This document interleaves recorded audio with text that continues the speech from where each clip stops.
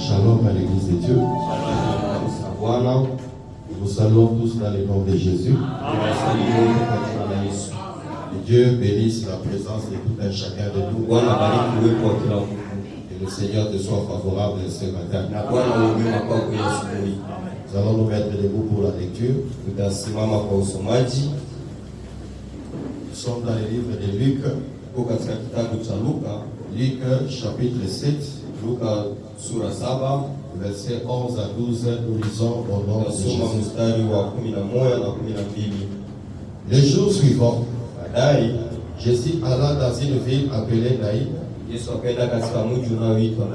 Ses disciples et une grande foule faisaient route avec lui. Lorsqu'il fut près de la porte de la ville,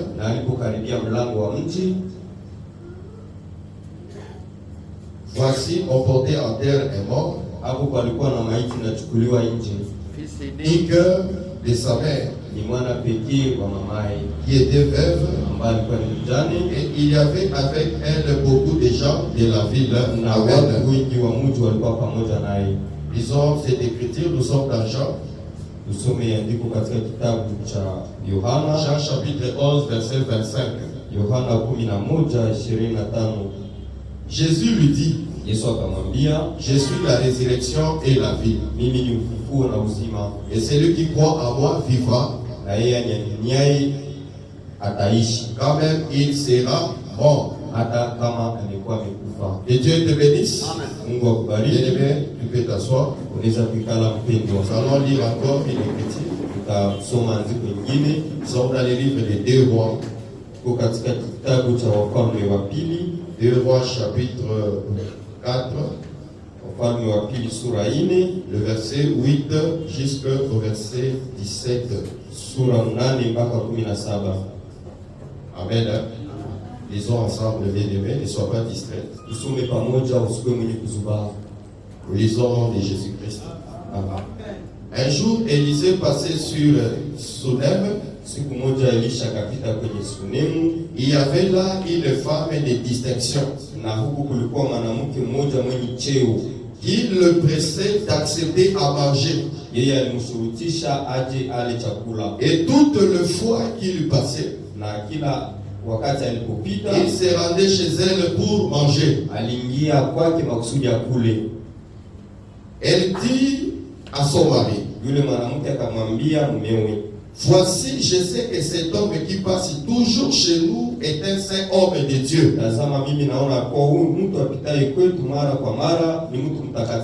Faisons une petite chambre haute avec des murs. Mettons-y pour lui un lit, une table, un siège et un chandelier, afin qu'il s'y retire quand il viendra chez nous.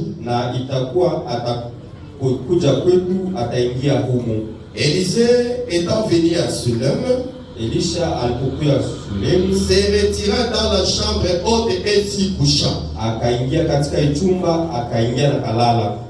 Il dit à Géasi, son serviteur, appelle les de Sunamites. Géasi l'appela. Elle se présenta devant lui. Et Élisée dit à Géasi, dis-lui, voici, tu nous as montré tout cet empressement. Que peut-on faire pour toi? Faut-il parler pour toi au roi ou au chef de l'armée? Elle répondit, j'habite au milieu de mon peuple. Et il dit, que faire pour elle? Géasi répondit, mais elle n'a point de fils, et son mari est vieux. Et il dit, appelle-la. Géasi l'appela.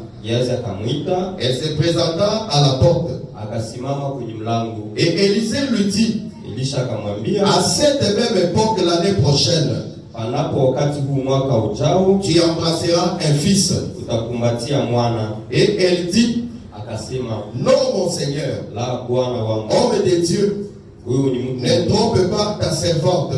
usiniambie mimi mjakazi wako uongo. Cette année, cette femme devint enceinte Yule mwanamke akachukua mimba et enfanta un fils. akazaa mtoto mume. À la même époque, Kwa huo mwaka, l'année suivante, comme Élisée lui avait dit, Amen. sawa sawa na neno la Elisha. Amen. Est-ce que tu peux acclamer pour la gloire de Dieu? Tunashangilia katika utukufu wa Mungu. Acclame très fort pour Jésus. Shangilia zaidi juu ya Yesu. Acclame avec des joie bien-aimé. Shangilia na furaha mpendwa. Que Dieu bénisse le frère Gisèle qui vient de faire le plus bénéfique pour la gloire de Jésus.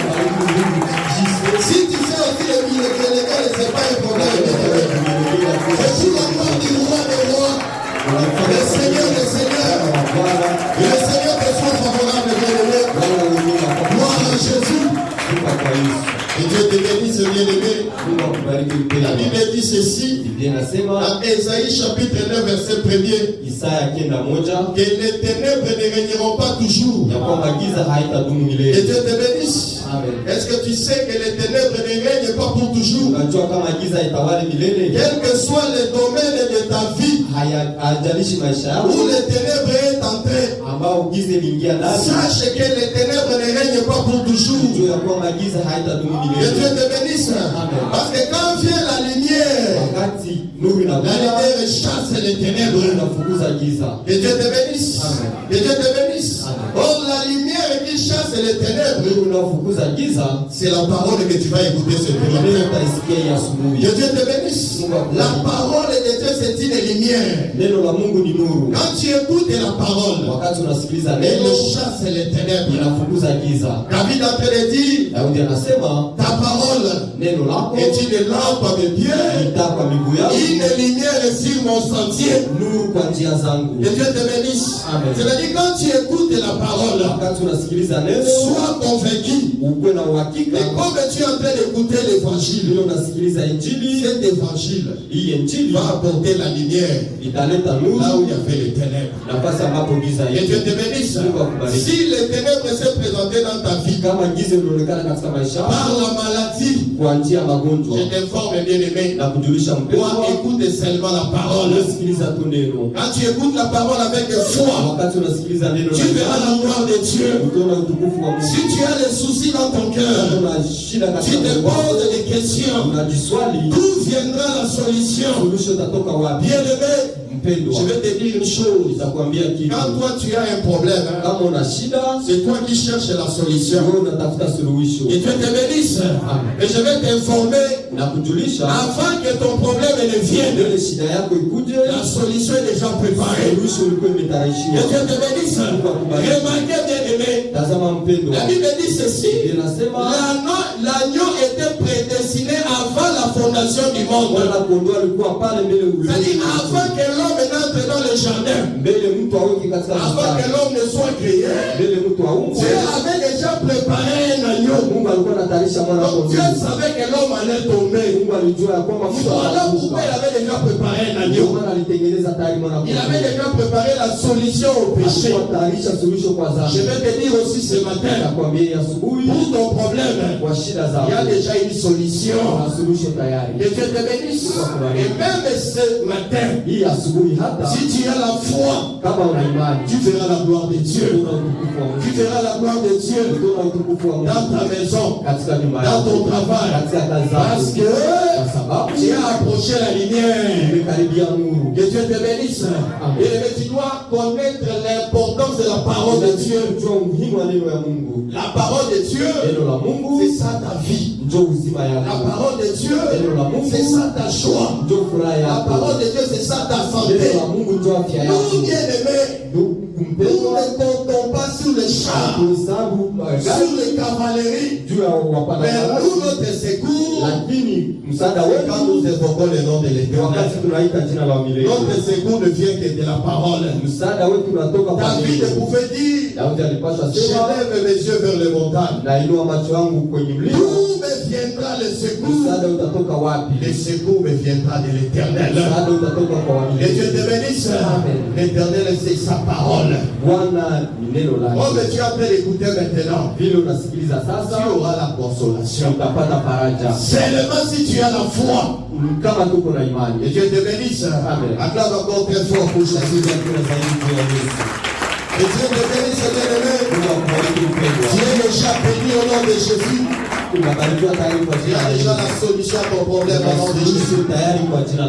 Et Dieu te bénisse. Amen. Et là, écoute, bien-aimé. Nous venons de lire dans le livre. Tunatoka kusoma katika kitabu Dans le livre de 2 Rois. kitabu cha Wafalme wa Pili 2 Rois chapitre 4. sura 4. Écoutez, bien-aimé. Sikiliza mpendwa. La Bible dit ceci. Biblia inasema Un jour, siku moja Élisée. Elisha, Suis-moi très bien, bien-aimé, suis-moi très bien. Parce que si tu me rates maintenant, ça sera compliqué pour kama toi. haunielewi saa hii itakuwa hatari La kwako. Bible dit ceci. Biblia inasema Élisée s'est rendu dans une ville. Elisha alikuwa anaenda katika mji, C'était la ville de Sunem. ilikuwa mji wa Sunemu. Quand il allait dans cette ville, Wakati alienda katika ile mji, l'Écriture enseigne que Biblia inatuonesha il va trouver une femme. atakutana na mwanamke. La Bible souligne que Biblia inaonesha cette femme ya kwamba mwanamke était une femme de distinction. alikuwa mwanamke wa cheo. Quand elle a vu Élisée, Wakati alimwona elle Elisha, a vu l'homme de Dieu. alimwona mtumishi wa Mungu. Ce qu'elle a fait, Kitu alichokifanya c'était de presser l'homme de Dieu kumshurutisha mtumishi wa Mungu d'entrer dans sa maison aingie ndani ya nyumba yake et de manger. na akule chakula. Que Dieu te bénisse. Amen. Que Dieu te bénisse. Amen. Et la Bible dit ceci. Biblia inasema Chaque fois que l'homme de Dieu allait à Sunem, wakati yote mtumishi wa Mungu il allait de cette femme, alienda kwa mwanamke, il mangeait, alikula et puis il partait. na akaenda. Et il faisait ça chaque fois. Alifanya mara kwa mara. Il vient, Alikuja, il mange, anakula, il part. anaenda. Que Dieu te bénisse. Amen. Mais la Bible dit ceci. Biblia inasema Un jour, siku cette moja femme a dit non. mwanamke Il n'est akasema pas bon que cet homme haiko mzuri mtu vienne chez nous, akuye kwetu il mange, akule et puis il part. na aende. Faisons-lui Tumtengenezee une chambre haute. chumba huko juu. Que Dieu te bénisse. Amen. Alors il a dit à son mari, Akamwambia la mumewe, Bible précise que Biblia inahakikisha son mari, mume wake il était vieux. alikuwa ni mzee. Que Dieu te bénisse. Amen. Maintenant, elle a parlé avec son mari. Alimwongea mume wake, Après avoir parlé avec son mari, kisha kumwongelesha, ils ont décidé de construire une chambre haute. wakamjengea chumba cha juu. Et Dieu te bénisse. Amen. Est-ce que nous avons une femme de distinction au milieu de Na nous? mwanamke wa cheo katikati. Une femme de distinction ne peut pas prendre des résolutions sans informer son mari. Hawezi kamata maamuzi bila kujulisha Et mume Dieu te wake. bénisse. Amen. Toi qui prends des résolutions Wewe ambao unakamata maamuzi sans informer ton mari, bila kujulisha tu mumewe, es une femme médiocre. uko mwanamke mbaya. Parce que là, le contraire de la distinction, c'est la médiocrité. Utofauti wa Que Dieu te bénisse. Amen. La Bible dit ceci. Biblia inasema Ce qui a été écrit d'avance kile ambayo imeandikwa tayari a été écrit pour nous servir d'exemple. imeandikwa makusudi tuoneshe mfano. Si tu es femme dans ta maison, dans ton foyer, Kama uko mwanamke katika nyumba yako, même si tu as des bons projets, hata kama una mipango mizuri, même si tu penses que tu es plus intelligent que ton mari, hata kama unafikiri una akili kuliko parce qu'il y a des femmes qui pensent qu'ils sont plus intelligents que leur sababu mari. kuna wanamke wanafikiri wako na akili Peut-être parce que tu as étudié beaucoup plus que lui. kwa sababu umesoma Mais zaidi il yake, reste ton mari. ni mume wako. Et Dieu te bénisse. Amen. Quand tu prends, tu as quelque chose, Kama una kitu il faut partager avec lui. inabidi Et kumwongelesha. Dieu bénisse toutes les femmes de distinction. Mungu abariki wanawake Est-ce que si les femmes de distinction sont là, elles peuvent acclamer pour Jésus? unaweza shangilia Bwana Yesu. Ceux qui n'acclament pas, alors ce sont les femmes de médiocrité. Hawashangilie ni wanawake ambao wana Que Dieu vous bénisse. Amen. Soyez des femmes soumises chez vous. mkwe wanawake watifu kweli. Maintenant, écoute bien aimé. Sikiliza mpendwa, Ils vont construire une chambre haute. watajenga chumba cha juu. Remarquez bien aimé. Tazama mpendwa, Quand Élisée, wakati Elisha après ces chefs de femmes, aliingia katika mwanamke, il entrait dans la maison. aliingia katika nyumba, Mais lakini on va lui construire maintenant une chambre haute. watamjengea chumba cha juu. La Bible dit ceci. Biblia inasema Lorsqu'on va construire une chambre haute, wakati watajenga chumba cha juu, Élisée qui venait Elisha ambaye anakuja manger kukula et passer, na kwenda il ne va plus passer. hatapita tena, Il va maintenant entrer dans la chambre haute. ataingia katika chumba cha Et juu. ce jour-là, Na hii siku Élisée va dormir dans cette chambre. Elisha atalala katika hii Quand chumba. Élisée dort dans cette chambre-là, Wakati Elisha analala katika hii il chumba, va se réveiller. Et Élisée va faire un miracle dans cette maison. Que Dieu te bénisse. Amen. Pourquoi Élisée n'avait pas fait de miracle? Même s'il mangeait dans cette maison. C'est-à-dire, pour que Élisée fasse un miracle, il fallait qu'il soit resté dans une maison haute. Que Dieu te bénisse. Amen. Chaque fois qu'il était resté dans une maison basse, dans une maison terrestre, il mangeait, il partait. Or, dans cette maison-là, il y avait un problème. Il y avait un problème de stérilité. Cette femme n'avait pas de fils. Que Dieu te bénisse. Est-ce que tu peux acclamer très fort pour Jésus? La Bible dit ceci. Élisée venait, il mange, il part. Il laisse cette maison sans fils. Que Dieu te bénisse. Or, la Bible dit ceci. Dans 1 Jean chapitre 5 verset 11. C'est lui qui a le fils, il a la vie. C'est-à-dire, comme cette femme n'avait pas un fils, c'est-à-dire dans sa maison, la mort régnait. Que Dieu te bénisse. Quand Élisée vient, il se limite à la chambre basse. Permettez-moi de comprendre que cette maison, c'était une chambre basse. Mais quand il y a une chambre haute, là Élisée entre et opère un miracle. Que Dieu te bénisse. Que Dieu te bénisse. Nous allons parler sur cette portion de l'Écriture. Que Dieu te bénisse. Parce que nous t'avons dit, frère, et toi tu n'es pas Élie. Élie est sien. T'avons dit ici, bien aimé. Et si Élie était mort, c'est parce qu'il avait une lettre dont il n'avait pas l'explication. Que Dieu te bénisse. Amen. Si Élie avait l'explication de ce que David avait écrit, frère, Élie n'allait pas mourir. Mais la mort d'Élie, c'est qu'il était ignorant de la lettre. Et Dieu te bénisse. Amen. La Bible dit ceci. La lettre tue, et c'est l'esprit qui vivifie. C'est l'explication de la lettre qui apporte de la vie. Et je crois ce matin que le Seigneur va t'apporter la vie. Et Dieu te bénisse. Nous allons t'expliquer ces choses. Mais avant que nous allons dans les explications, j'aimerais t'exhorter, frère, à partir seulement de cette écriture, ce qui a fait à ce que cette femme puisse voir un miracle, c'est quand elle a pris Élisée, elle a mis Élisée au-dessus d'elle. Que Dieu te bénisse. Amen. Parce qu'ils ont pris Élisée, ils ont fait une chambre haute. C'est-à-dire, ils étaient dans une chambre basse, dans une maison terrestre. Et ils ont pris Élisée, ils l'ont mis dans une chambre haute. C'est-à-dire, ces jours-là, quand ils dormaient, c'est eux qui étaient en bas, et Élisée était au-dessus d'eux. Que Dieu te bénisse. Or, le véritable Élisée dont nous parlons, c'est Dieu. Que Dieu te bénisse. Qu'est-ce que je vais te dire ce matin? Aussi longtemps que tu es en train de donner à manger à Élisée, mais tu le gardes dans une maison basse, il n'opérera pas jamais de miracle dans ta vie. Que Dieu te bénisse. Amen. Pour que Élisée te bénisse, parce que tu lui as donné à manger, parce que c'est très important aussi. Élisée d'abord devait manger. Mais comme il n'était pas encore élevé, il ne faisait rien. Et Dieu te bénisse. C'est quand il a mangé, on l'a aussi élevé. C'est à ce moment-là qu'il a opéré un miracle. Or, nous te disons, frère, que Élisée véritable, c'est Dieu lui-même. Maintenant, la Bible dit ceci. Biblia inasema un jour, Siku moja Jésus-Christ s'est rencontré avec ses disciples. Yesu akakutana na wafasi wake. Ils étaient partis acheter et quoi manger. Walienda kununua chakula. Jésus a dit à ses disciples, Yesu akawaambia, et ma nourriture à moi, chakula yangu mimi c'est de faire la volonté de mon Père. kufanya mapenzi ya baba yangu. Que Dieu te bénisse.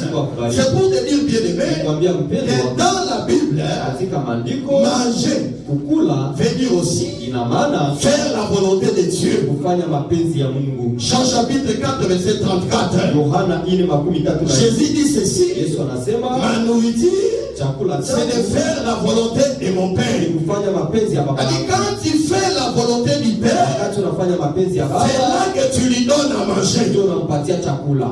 Que Dieu te bénisse. Amen. C'est-à-dire cette femme et les sonneurs. Huyu mwanamke mshani, Si nous disons qu'elle te représente aujourd'hui, tukisema na kuonesha chaque wewe fois que tu vis la parole, wakati wote unaishi neno, que Dieu te bénisse. Amen. C'est comme si tu donnais à manger à Dieu. sawa unampatia Mungu Et je vais chakula. te dire, bien-aimé, Nitakwambia mpendwa, donner à manger kupana chakula n'est pas suffisant. haitoshi. Que Dieu te bénisse. Amen. Toi qui donnes à manger, Kwa unapana chakula, prends aussi Élisée, kamata Elisha pia, mets-le au-dessus de toi. umweke juu yako. Que Dieu te bénisse. Amen. C'est pourquoi la Bible dit ceci. Ndio maana Biblia inasema Dans le livre de 1 Samuel, katika kitabu cha Samueli wa chapitre 15, verset 22, 15:22, que l'obéissance si faut mieux que le sacrifice. bora kuliko sadaka. Le sacrifice, c'est quoi? Sadaka ni nini? C'est quand tu donnes à manger. Ni wakati unapana chakula. L'obéissance, c'est quoi? Kutii ni nini? C'est quand tu prends maintenant Élisée, Ni wakati unakamata tu Elisha, le mets au-dessus de toi. unamweka juu yako. Quand la Bible dit ceci, Wakati Biblia que inasema l'obéissance ya kwamba kutii faut mieux que le sacrifice, ni ya zamani kuliko cela ne veut pas dire que le sacrifice ne représente rien. maana kusema ya kwamba sadaka haina maana. Mais bien aimé, Mpendwa, le Seigneur veut ceci. Bwana anataka hivi, Avant que tu ne puisses sacrifier, mbele ufanye sadaka, obéis d'abord. si kwanza. Que Dieu te bénisse. Amen. Commence d'abord à mettre Élisée au-dessus de toi. Mweke Elisha juu yako, Quand tu le mettras au-dessus de wakati toi, unamweka juu yako, à ce moment-là maintenant, kwa hiyo wakati tu vas commencer à sacrifier. utaanza kutolea Mais sadaka. si bien aimé, Mpendwa, tu sacrifies, unaanza kutoa mais tu ne mets pas Élisée au-dessus de ta tête, na haumweki Elisha juu ya kichwa yako, tu ne verras pas la gloire de Dieu. hautaona utukufu wa Mungu. Que Dieu te bénisse. Parce que la Bible dit ceci. Biblia inasema Le Seigneur Bwana honore anaheshimu ceux qui l'honorent. wale wanaomheshimu. Tu veux être honoré par Dieu Unataka aheshimiwa na dans ton Mungu travail, katika kazi yako, dans ton mariage, katika ndoa dans yako, tes affaires. katika Tu kazi veux yako. voir un miracle. Unataka kuona C'est miujiza. facile, frère. Ni rahisi ndugu. Ce n'est pas seulement quand tu viens au culte. Haiko tu wakati unakuja kuibada. Quand tu viens au culte comme aujourd'hui, Wakati unakuja kuibada saa leo, tu es en train de donner à Dieu à manger. uko unampatia Mungu chakula. Quand tu donnes les offrandes et les dîmes, Wakati unatoa tu moja es en train d'offrir à Dieu à manger. uko unampatia Mungu chakula. Est-ce que quelqu'un est avec moi? Uko na mimi. Mais c'est que le Seigneur attend de toi. Mungu anachunga C'est que kwako. toi qui lui donnes à manger, Wewe unampatia toi qui chakula. te sacrifies, Unajitoa, élève-les aussi. umuinue pia. Que Dieu te bénisse. Le secret de la bénédiction, Siri ya baraka c'est quand tu t'humilies sous la main puissante de ni Dieu. wakati unajishusha chini ya mkono wa Mungu. Que Dieu te bénisse. Amen. Humilie-toi d'abord, frère. Jishushe kwanza mpendwa. Tu donnes les offrandes, c'est bien. Unatoa ni mzuri. Mais tu donnes les offrandes, Unatoa mais tu t'humilies aussi. lakini unajishusha Que pia. Dieu te bénisse. Amen. Bien-aimé, Mpendwa, notre Seigneur, Bwana wetu il est le rémunérateur de ceux qui le cherchent. yeye analipa wale wanaomtafuta. Que Dieu te bénisse. Amen. Tous les sacrifices que tu fais ici, Sadaka zote unazifanya hapa, tout ce que tu fais pour le Seigneur, kazi zote unaifanya juu ya le Seigneur Bwana. reconnaît. Bwana anaijua, Le Seigneur le voit. Bwana anaiona. Mais ce qu'il entend de toi, Kitu anachokuchunga kwako, honore-le. umheshimu. C'est là où il y a un problème, Hapa bien-aimé. kuna shida mpendwa. Que Dieu te bénisse. Amen. Que Dieu te bénisse. Amen. Les secrets de la bénédiction. Siri ya baraka Nous avons parlé le jeudi. tuliongea siku ya C'est pili. quand tu te sanctifies. Ni wakati unajitakasa. Que Dieu te bénisse. Amen. Sanctifiez-vous. Jitakase Par demain, na le Seigneur fera des prodiges. Bwana atafanya ishara. Voilà ce que Josué a dit à Israël. Joshua aliambia Que Israeli. Dieu te bénisse. Amen. Je vais te dire, bien-aimé, Nitakwambia que mpendwa, notre Seigneur, Bwana wetu c'est un Dieu bon. ni Mungu mwema. Que Dieu te bénisse. Amen. Il est en train de dire Iko nasema dans Matthieu chapitre 5, Mathayo sura 5 le verset 45. Il dit quoi? Il fait pleuvoir sa pluie sur les bons et sur les méchants. Que Dieu te bénisse. Amen. Le Seigneur, il fait pleuvoir sa pluie sur les bons et sur les méchants. Nous avons été enseignés ici que la pluie, c'est la bénédiction de Dieu. Que Dieu te bénisse. Amen. Le Seigneur, quand il décide de faire pleuvoir sa pluie, là je te présente la pluie comme le bien matériel. Et toi aussi tu es en train de chercher. Que Dieu te bénisse. Amen. La santé que tu es en train de chercher. Le mariage que tu es en train de chercher. La promotion. Tu verras cela aussi chez les païens. Et d'ailleurs, bien-aimé, tu vas remarquer que dans certaines conditions, les païens sont même plus bénis matériellement que toi. Comment ça, bien-aimé? Pourquoi ils sont plus bénis que nous? Parce que, bien-aimé, le Seigneur n'a pas donné les conditions, frère. Que Dieu te bénisse. Amen. Quand Dieu a donné la loi à Israël, quand Dieu a choisi Israël, c'est à Israël que Dieu a donné la loi. Mais les autres nations, Dieu n'a pas donné la loi. Ils étaient errants. Ils n'avaient pas un maître au-dessus d'eux. Le Seigneur ne dominait pas au-dessus des autres nations. Le Seigneur dominait seulement sur Israël. Maintenant le Seigneur dit ceci. Pour vous Israël, pour que la pluie descende, qu'est-ce qu'il faut? Disons cette écriture. Je suis dans Lévitique. Lévitique chapitre 26. Le verset 3 jusqu'au verset 4. Nous lisons au nom de Jésus. Si vous suivez mes lois, si vous gardez mes commandements et les mettez en pratique, je vous enverrai des pluies en leur saison. La terre donnera ses produits et les arbres des champs donneront leurs fruits. Que Dieu te bénisse. Amen. La pluie a sa saison. Que Dieu te bénisse. Amen. Ta bénédiction viendra à ta saison. Que Dieu te bénisse. Amen. Parce que le Seigneur fait toutes les bonnes choses à son temps. Mais pour que la pluie tombe, frère, le Seigneur dit ceci. Si tu suis ses lois et si tu gardes ses commandements, c'est-à-dire tu le mets en pratique, là tu verras la gloire de Dieu. Que Dieu te bénisse. Amen. Tu veux voir la gloire de Dieu? Prends seulement Élisha. Il est au-dessus de toi. Que le Seigneur domine sur toi. Tu pries, c'est bien, frère. Tout ce que tu fais, c'est bien. Mais si Élisée n'est pas au-dessus de toi, et que tu es béni, c'est que toi, tu n'es pas Israël. Parce que c'est lui qui est béni en dehors de l'obéissance de la loi de Dieu. Il est fait partie des nations. C'est un païen. Que Dieu te bénisse. Amen. Voilà pourquoi, bien-aimé. Si tu penses que tu es enfant de Dieu, tu es convaincu que moi j'ai pris.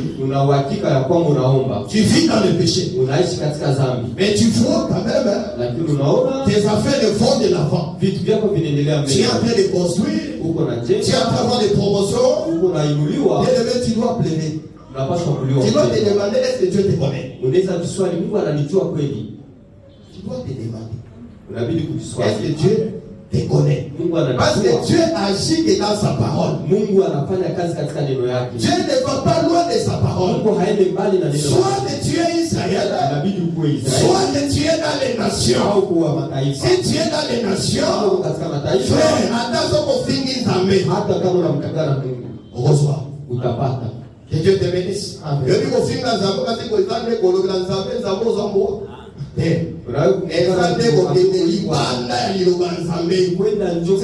mépriser la parole de Dieu.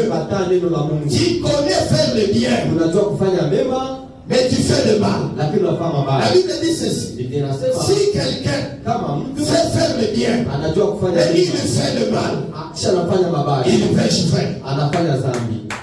Que Dieu te bénisse. Si toi tu fais comme ça, frère, il y a des gars. Soit nous avons la Zambé, soit nous avons bien. À cause de la iniquité, d'ailleurs, pour frapper. Que Dieu te bénisse. La Bible dit ceci: et ceux qui se sanctifient se sanctifient encore. Ceux qui ont pris Élisée et qui ont mis au-dessus de lui, qui ont mis Élisée au-dessus d'eux, mettez-les toujours au-dessus, et tu verras la gloire de Dieu.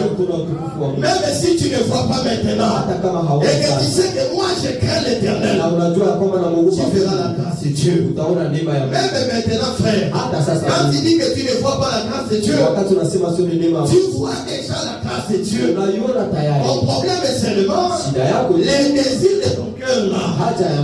C'est ce que les ne t'a pas encore donné. Mais à ta saison, tu les recevras. Mais si tu vis dans le péché, frère, Élisée, qu'est-ce qu'il va faire? Il va manger, il va partir. Que Dieu te bénisse. Tu vas au travail, tu viens, tu donnes la dîme, tu vas au travail, tu soutiens le budget, tu fous ta loyer, mais ça va dire lakini Mungu hakujui. Hata uzoamo na motif de conscience frère. Si tu aikamata katika hali ya kutokujua. Unafanya kindumba, unatembea na baba wa watu. Anakupatia pesa. Unatia kusaidia kazi ya Mungu. Si hatujui. Hakuna shida.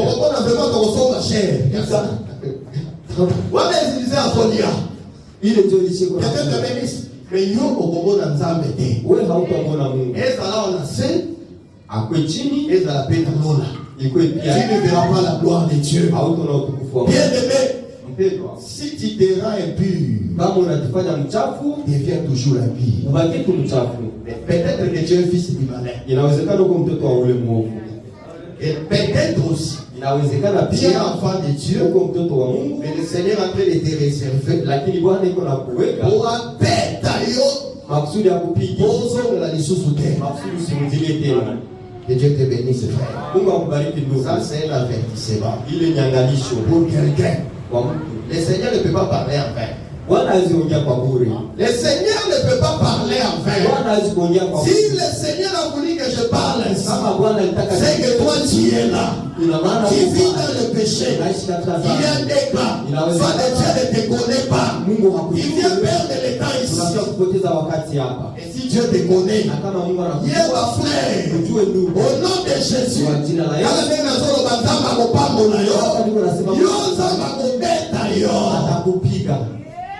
répand-toi vois les hommes de Dieu. Arrange ta vie. Voilà pourquoi bien-aimé, les hommes de Dieu, les hommes de Dieu, le ministre, organisons la table du Seigneur. La doctrine, bien-aimé, c'est pas seulement la prière et la parole. L'église est demeurée aussi dans la fraction du pain. Ce n'est pas le fait d'éviter au peuple. Je ne dis pas que nous évitons. Mais quand la table du Seigneur devient rare, les gens continuent aussi à s'essuyer. La table du Seigneur amène aussi la crainte de Dieu. Ça va nous permettre aussi de comprendre ceux qui vivent dans le péché. On peut aussi les exalter. Mais quand on évolue comme ça, tout le monde est plus, on ne sait pas comment il vit. La table du Seigneur, c'est un chose. Et ça a changé par rapport à la famille. Sinon, ton sabato, il demeurait dans la fraction du Père. C'est la doctrine de frère. Comment tu condamner ma parole?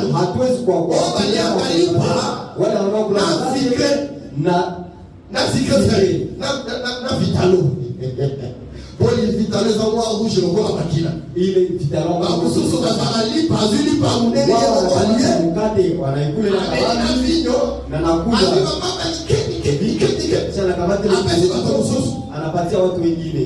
nous disons que ces frères-là, ils ne sont pas dans la doctrine.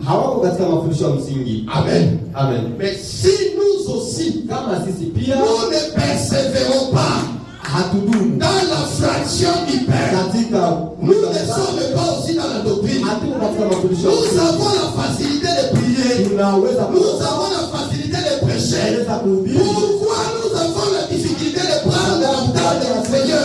Est-ce que nous craignons que les gens viennent? Mais même si nous ne prenons pas cela, ceux qui vivent dans les péchés mourront.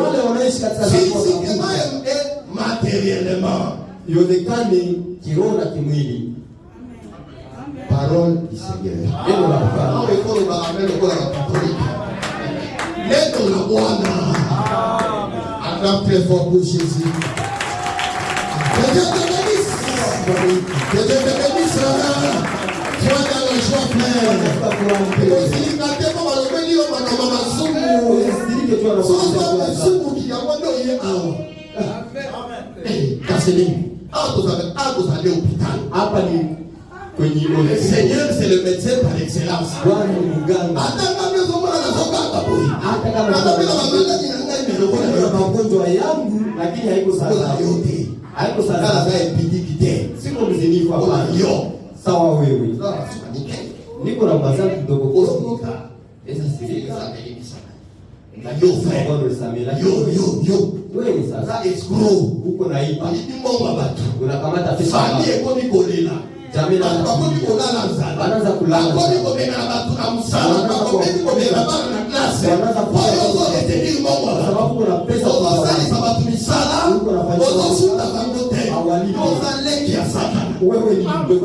Parce qu'à la manière des hommes, tu dois avoir la compassion, frère. Tu dois avoir même la compassion humaine. Même païen, attends à ma limite, les kakanayo, plus qu'un païen, Judas Iscariote,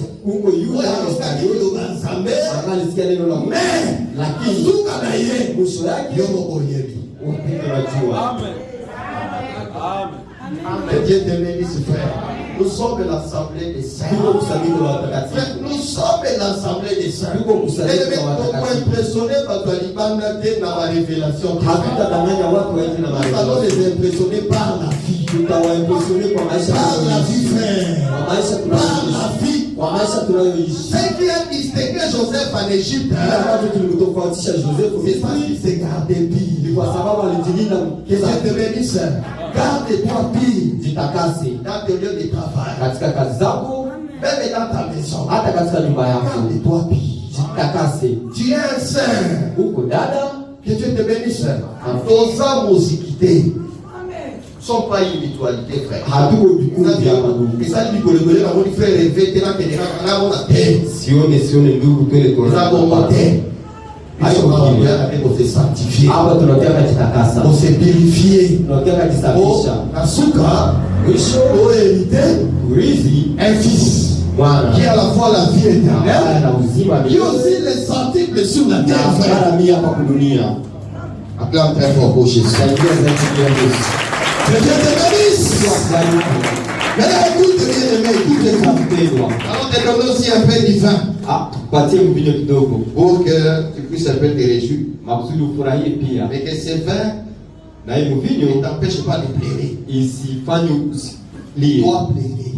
unabidi kulia. Tu dois renoncer au mal. Inabidi kukataa mabaya. Que Dieu te bénisse. Amen. Maintenant écoute bien aimé. Sikiliza mpendwa. La Bible dit ceci. Inasema Elisha quand il vient, wakati anakuja, il entre dans la maison. Anaingia katika nyumba. Cette maison c'est une maison terrestre. Hii nyumba ni nyumba ya chini. Quand il entre dans la maison, wakati anaingia katika nyumba, la femme et son mari, mume na mke wake n'ont pas de fils. Hawana mwana. C'est-à-dire la mort demeure. Kifo ilikuwa inatawala. Que Dieu te bénisse. Amen. Mais quand ce couple wakati va prendre l'initiative watakamata maamuzi de mettre Élisée dans une chambre haute, kumweka Elisha juu, qu'est-ce que va faire Élisée? Atafanya nini? Élisée va dormir, atalala, et il se réveille. Na ataamka. C'est-à-dire, quand Élisée wakati entre dans la chambre basse, anaingia katika chumba, Élisée ne peut pas dormir et se réveiller. Elisha hawezi kulala na amke. Il ne peut pas donner un fils. Hawezi kupana C'est bwana. quand il entre dans une chambre haute, Wakati anaingia katika chumba cha juu,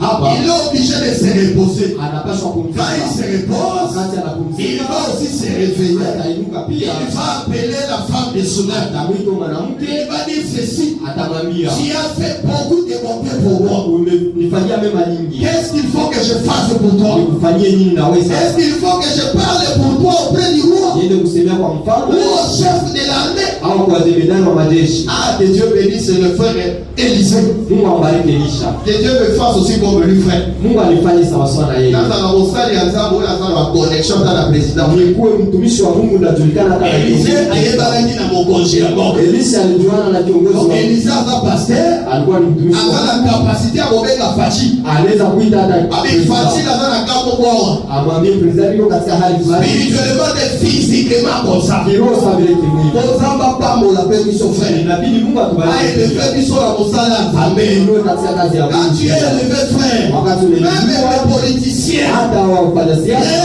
et les hommes religieux, wanaogopa watu wa kidini.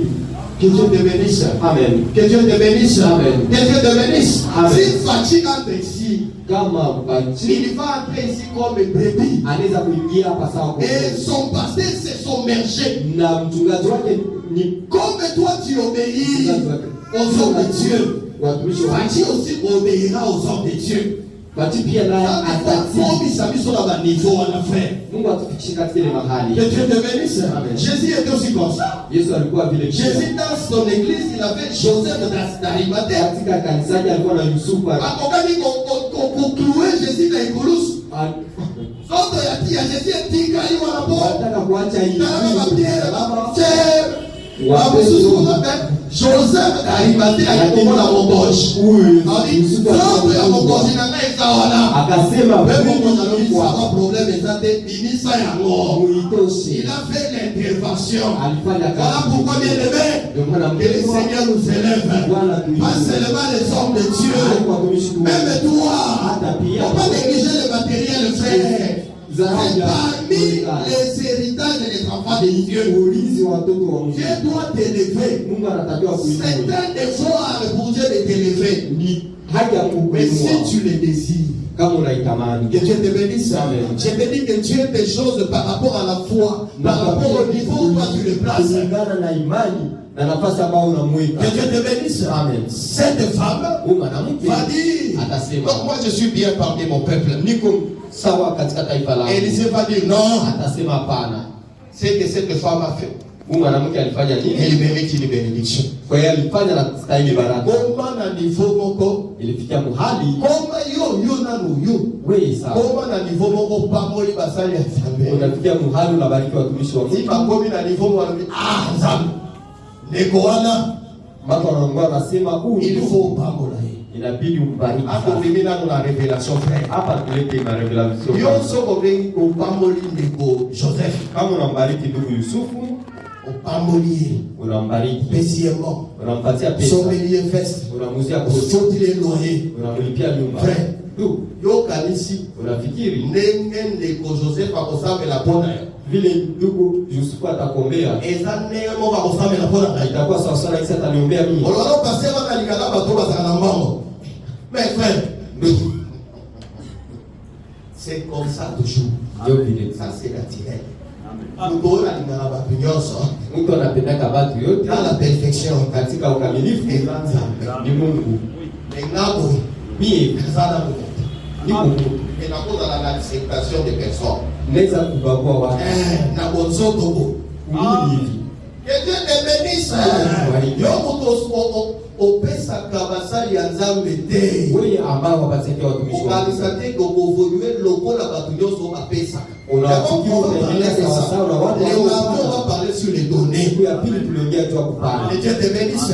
Parce que Dieu est allé dans la révélation. Ce qui a amené cette femme à être bénie, c'était moi. C'est parce qu'elle a donné à manger, frère. Élisée a mangé la nourriture. Même si je te dis que cette nourriture, c'est faire la volonté de Dieu. Aliaki a bondi.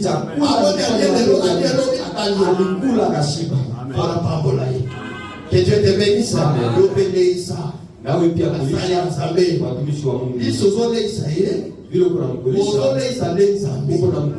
que mon nom est Nzambe, les Arabes basali Nzambe. Pour expliquer au mardi. Que Dieu te bénisse. Mais là, écoute bien aimé. Élisée va s'empresser, il va dire non. Il va appeler Géasi. Qu'est-ce qu'on peut faire pour cette femme? Élisée va dire non. Comme tu vois cette femme ici, elle n'a pas de fils et son mari est vieux. Alors Élisée va dire l'année prochaine, à la même époque, tu auras un fils. Comme Élisée avait parlé, cette femme a eu un fils. Pourquoi? Parce que Élisée, qui est entré dans une maison basse, il s'est retrouvé dans une chambre haute.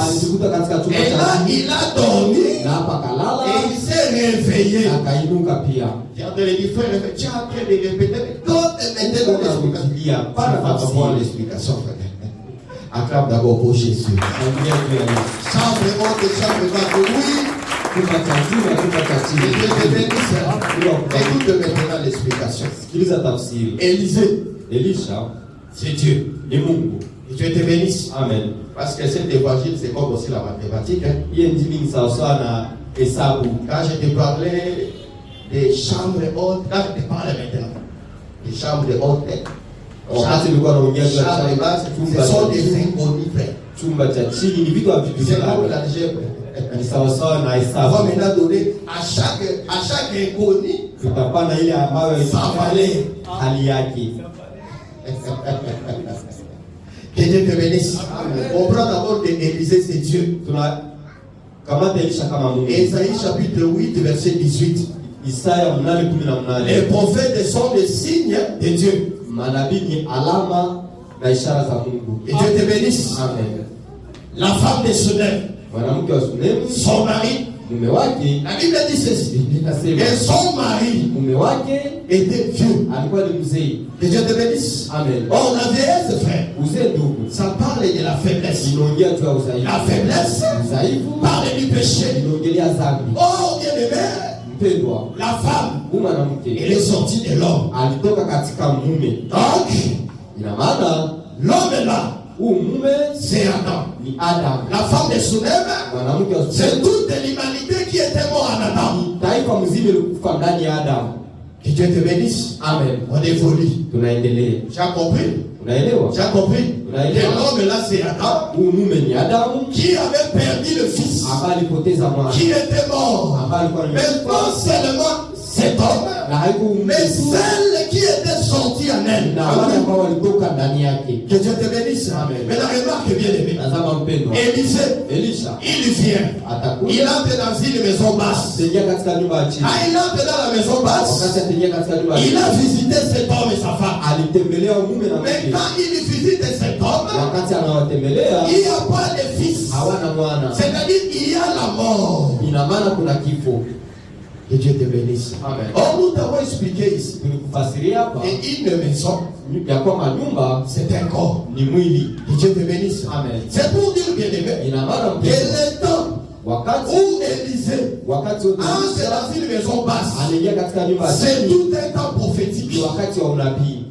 Que Dieu te bénisse. Amen. Et le temps où il va entrer dans une maison haute, c'est aussi un temps prophétique. Maintenant, il y avait un temps kulikuwa wakati Dieu, comme Élisée, entrait dans des maisons. aliingia katika manyumba. Mais ces maisons-là étaient des maisons basses. Ilikuwa ni manyumba za chini. Ces maisons-là, hizi manyumba c'était le prophète de l'ancienne alliance. Ilikuwa ni manabii wa agano la kale. Que Dieu te bénisse. Amen. 1 Jean chapitre 1 verset 10. Yohana 1:10. La Bible atteste que les prophètes de l'ancienne alliance, manabii wa agano la ils kale avaient l'esprit de Christ. walikuwa na roho ya Kristo. Que Dieu te bénisse. Amen. Mais quoi qu'ils avaient l'esprit de Christ, Ajalisha wako na roho ya ils ne pouvaient pas donner la vie. hawangilipana uzima. Que Dieu te bénisse. Amen. Pourquoi? Sababu gani? Parce que Sababu tous les prophètes manabii wote de l'ancienne alliance, dans lesquels l'esprit de Dieu venait, pale ambapo roho ya Bwana alikuwa, c'était des maisons basses. ilikuwa ni manyumba za chini. Pourquoi? Sababu gani? Parce que ils sont sortis d'Adam. Walitoka ndani ya Adamu. Parce que Adam, Kwa sababu Adamu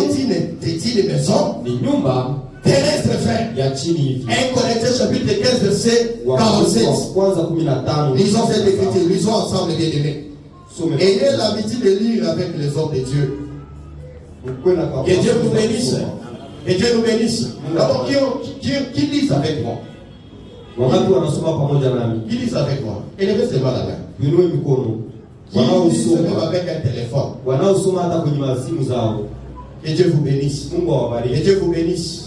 Et cette parole qui vient comme la lumière, elle éclaire vos vies. Hii neno inakuja sawa nuru yangaze maisha Que Dieu yetu. te bénisse. Elle éclaire pour toi cette semaine. Iangazie juma. Que Dieu te bénisse. Amen. Là où les ténèbres s'est imposé que la lumière est Mahali vienne. ambapo giza iliingia, Ils ont prévu des accidents kama majali qui ne te voient pas. Que tu vois la gloire de Dieu. utukufu wa Mungu. Que Dieu te bénisse. Amen. Suis la parole, frère. Sikiliza neno. Même besoin yo kabweza bazo pambola yo.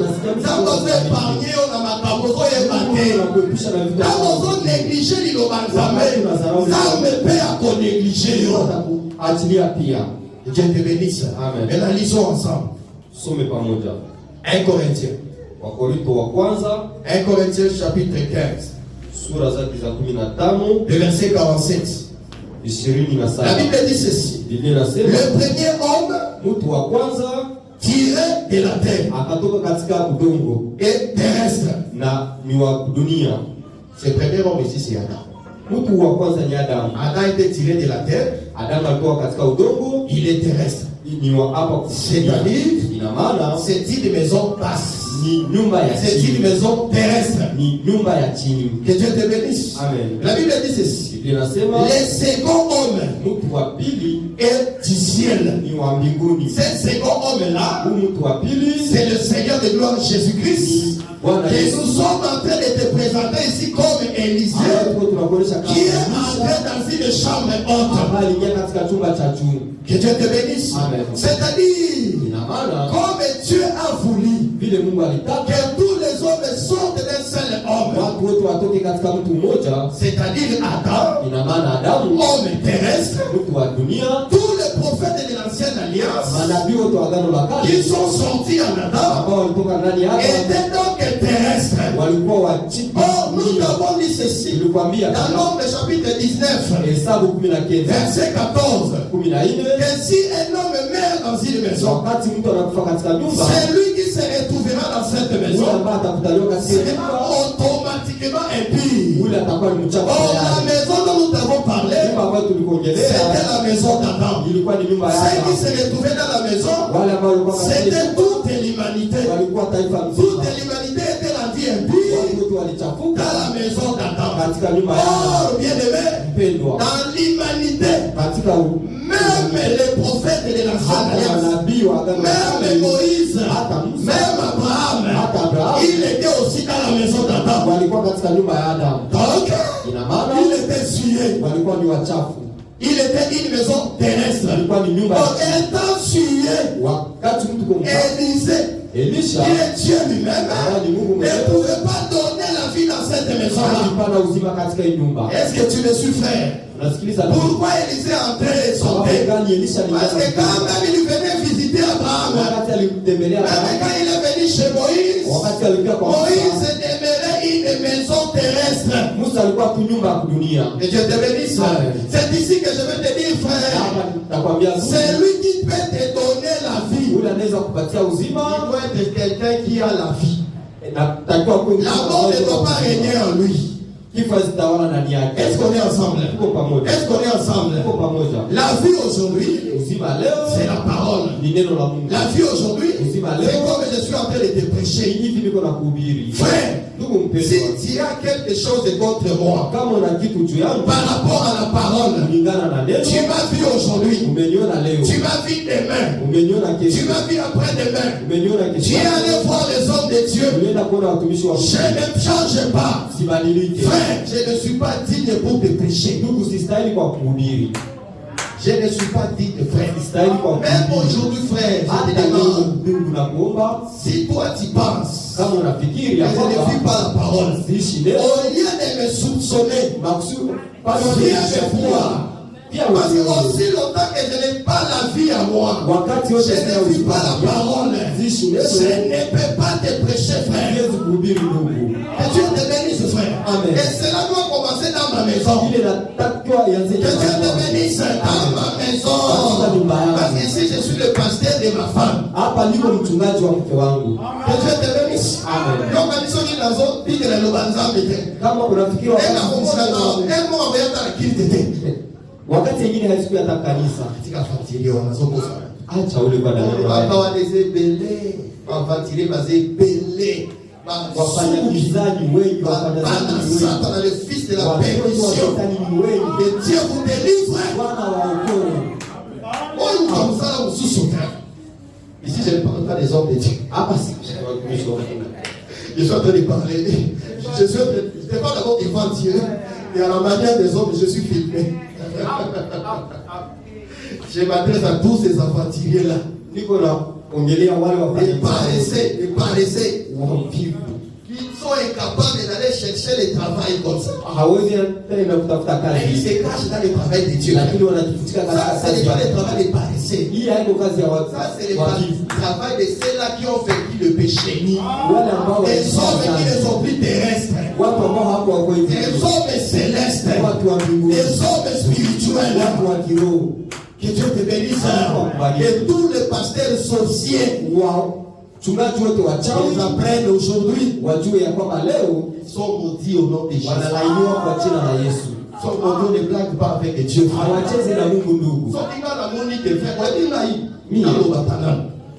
Moi, je n'ai pas commencé à prêcher ici. Quand je suis venu à Bukavu, les hommes de Dieu sont venus me voir. Ils m'ont dit, frère, pourquoi tu les prêches? Tu ne veux pas servir le Seigneur. J'ai refusé de servir le Seigneur. Parce que quand je venais ici, je n'avais pas encore mis Élysée sur ma tête. Qui frère est aventurier le Golayon. Je ne pouvais pas te donner la vie. Moi-même, je n'ai pas la vie. Moi-même, je ne suis pas sauvé. Je vais te sauver comment faire. Je vois, ça va bien. Je peux servir Dieu. Je peux être un don pour vous. Les hommes de Dieu sont des dons pour le peuple de Dieu. Un homme qui vit dans le péché, c'est une malédiction pour le peuple de Dieu. Que Dieu te bénisse. Je ne sais pas pourquoi je reste dans la doctrine comme ça. Écoute bien aimé, c'est lui qui doit te sauver. Il doit être sauvé. 1 Corinthiens chapitre 4 verset 16. Veille sur toi-même, homme de Dieu. Veille sur toi-même. Même dans ta maison, veille sur toi-même. Même dans ton commerce, veille sur toi-même. Ici, je parle aux hommes de Dieu. Ils prennent le plaisir à prendre ces micros comme je le prends maintenant. Ah, Jésus. Veille sur toi-même. Et sur ton enseignement. Compter à Kitoko, ça ne suffit pas. Dans l'assemblée des saints. Compter à solo. Azamoyo, à terre à la piété. Seulement. C'est lui aussi qui veille sur soi-même. Qui veille sur soi-même. Qui veille. Tu t'as veillé, c'est quoi? Tout, ma frère. Donc, tu évites, tu t'écartes pire. Que Dieu te bénisse. Que Dieu te bénisse. Amen. Veille sur ton enseignement. chunga mafundisho, persévère dans ces choses, dumu katika hivi, car en agissant ainsi, kwa kufanya hivi, tu te sauveras toi-même utajiokoa na et tu sauveras ceux qui t'écoutent. wale wanaokusikia.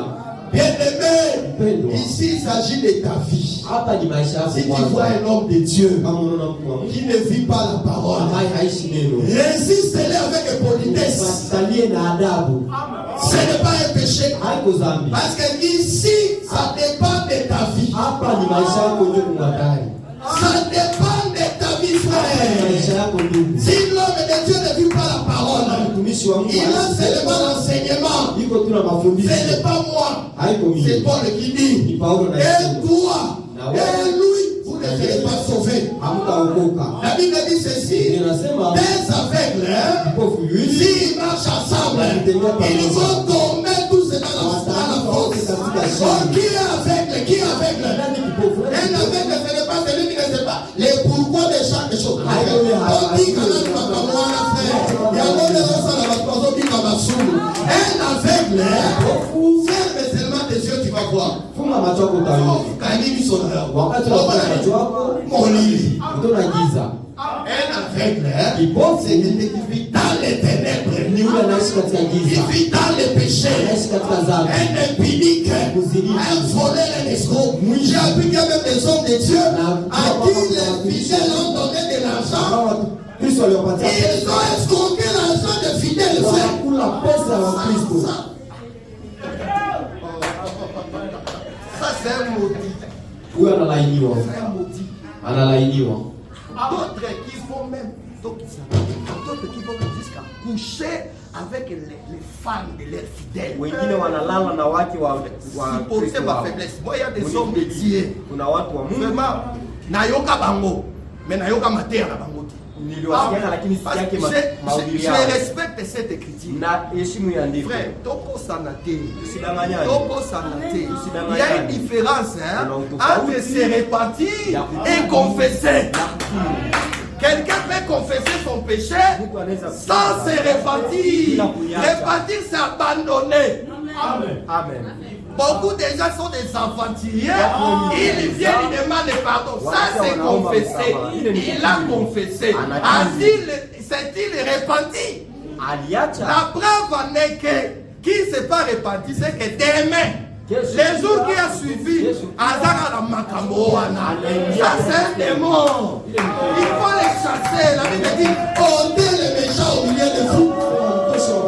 Les gens s'ennuient dépouillement. Oh, il n'y a pas de dépouillement. Mes amis, c'est tant qu'on va créer l'Ibana. Voilà pour dépouiller. Il y a votre ennemi. Attends, oui, on a la gagne. Attention, quand on va négocier, pour examiner la nuit bien. Les sacrificateurs, madame, les autres qui s'abattent les autres, hawakurudisha watu pour examiner ce que les précis abattent la pardon. Pardon pour la quartier.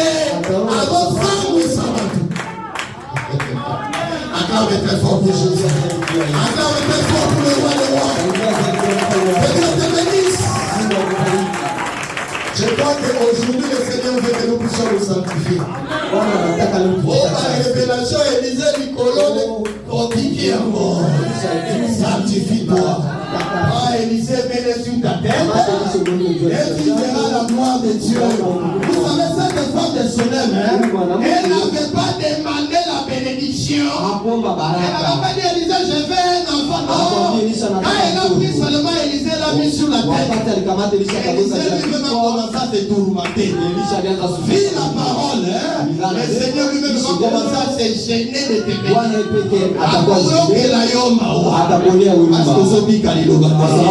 Après l'éveil, il élève ceux qui l'élèvent. Il honore ceux qui l'honorent. Que le Seigneur te bénisse. Et tu vives la sanctification. Tu verras la gloire de Dieu. Acclame très fort Jésus.